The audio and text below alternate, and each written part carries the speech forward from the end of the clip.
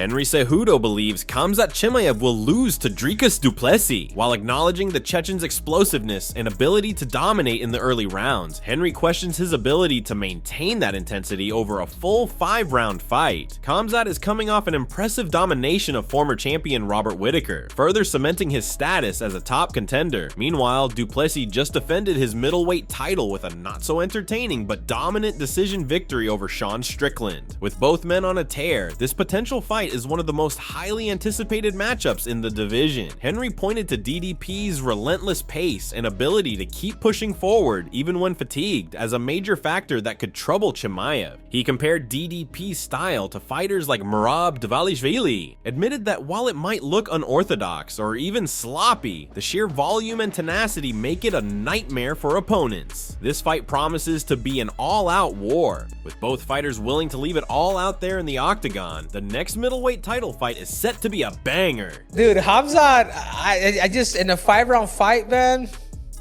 seeing 2 fights with Khamzat, man, Khamzat could beat anybody in the world in about a round.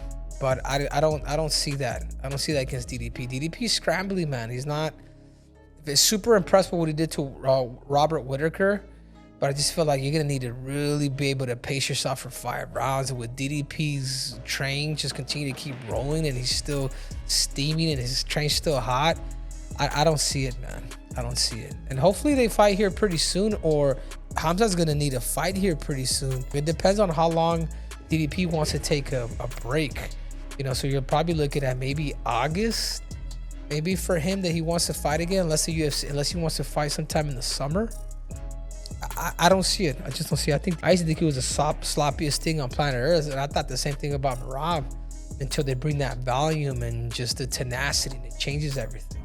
Leonid Grashev, a professional boxer and Jon Jones's main sparring partner, has unveiled some interesting stories about Jon Jones and Francis Ngannou. Leonid, who mainly trains Jon in boxing, has also worked alongside current PFL heavyweight champion Francis Ngannou. In a Russian interview with Whittaker, he opened up about a story when he had just entered the gym and Francis approached him and confronted him about his actions. He told the story in full detail. First, when I entered the gym and saw Francis, I was kinda shook because I had been following his career for so long. Then I texted my friend and told him that I had just ran into Francis and that we were about to train together. I pulled up my phone and took a quick video of Ngannou to send to my friend. He noticed it and approached me with quick steps. Bro, he was so scary. With an angry look on his face, he asked, "What are you doing? Why are you recording me?" I immediately explained that I was just messing around with my friend and that I meant no disrespect. After that, everything was cool. Francis is a good dude. Grashev also revealed an interesting insight about Jon Jones. He admitted that Jon was absolutely shaken at the thought of fighting Francis Ngannou. He revealed that while Jones had once admitted the only opponent who ever truly made him nervous was Anthony Rumble Johnson, who was on a tear at the time and was knocking people out left and right, Grashev is now certain that Ngannou had him just as, if not more, rattled. According to Grashev, Jon's anxiety over a potential showdown with Francis was undeniable, but when Francis left the UFC and Jones was booked against Cyril Gunn instead, he was visibly relieved to have a different opponent. This stirred up a lot of reactions from Russian MMA community, with most fans mocking Jones for running away from the matchup. Now translated and brought to you by us at MMA Psycho, what are your thoughts? Does this change your perspective on the whole Jones-Ngannou negotiation saga, where both sides are blaming each other for the fight failing to materialize? Or is it normal to feel nervous before facing a bulldozer like Francis Ngannou in a fight, even if your name is Jon Jones? Leave your comments below. Aljamain Sterling believes Ilia Topuria has a better kicking game than Islam Makhachev. Aljo recently broke down a potential super fight between Ilia Topuria and Islam Makhachev. While much of his analysis was logical, highlighting Ilia's superior punching power and Islam's dominant ground game, there was one point that stood out. Aljo suggested that El Matador's kicking game might be better than Islam's. This is a bit surprising since the Georgian rarely relies on kicks, using occasional leg kicks at most, but nothing particularly significant. In contrast, Islam doesn't use leg kicks much either, but he does rely rely on high kicks, notably knocking out Alexander Volkanovski with one. Islam Makhachev is coming off a dominant beatdown of Renato Moicano, while Ilia secured not less of an impressive win against Max Holloway in his last bout. Topuria's future is a big topic of discussion at the moment, with most analysts and coaches agreeing he will most likely face the champion next, explaining that the former champ wouldn't just vacate his belt without guarantees of a title shot. On the other hand, Islam's head coach, Javier Mendez, recently hinted on a podcast that they're preparing for Justin Gaethje next. Who would you like to see El Matador face in his next fight? Leave your comments below. The speed advantage, Ilia Topuria. Boxing speed, boxing punches, Ilia Topuria. Calf kicks, which is a very dangerous weapon.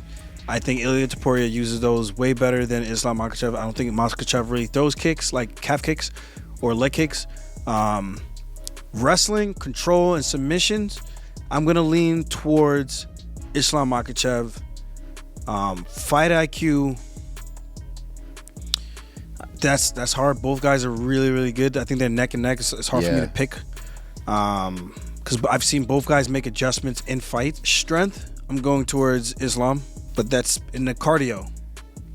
Islam cuts so much weight, I think he gets tired in the later rounds. I think that might be relatively close. It's a very interesting fight. Hopefully it gets made. Like, he's gonna crack Islam. You gotta close the distance to do that. You're walking into dangerous territory right there. I think it's gonna be a great fight. That's my prediction. Roman Dolidze finally got his revenge against Marvin Vettori, securing a unanimous decision victory after 5 competitive rounds. While both fighters tested each other in the first round, Dolidze picked up the pace in the second, landing the more powerful strikes. Vettori had his moments throughout the fight, but Dolidze controlled the championship rounds with relentless pressure and striking. The Georgian made it clear that it doesn't matter who he faces between Israel Adesanya and Robert Whittaker, as both have massive names in the division and would be a great challenge. Roman also emphasized that he's not targeting fighters like Nasruddin Imavov or Caio Borralho, as they are next in line for a title shot. Instead, he's setting his sights on the biggest names to catapult him to the top. Of course, Adesanya maybe was more on the top, and it will be better for me for my name to fight Adesanya. But Whittaker also was champion. He's well skilled, a very good fighter. Yes, why not? All these guys need opponent. They need to fight somebody. They need to have some opponent. I don't care if somebody else will be from top 5. I'm also ready. I don't really care much. But I said more realistic fights because both of them are from they lost. And that's why I said I don't really care who will be from top 5.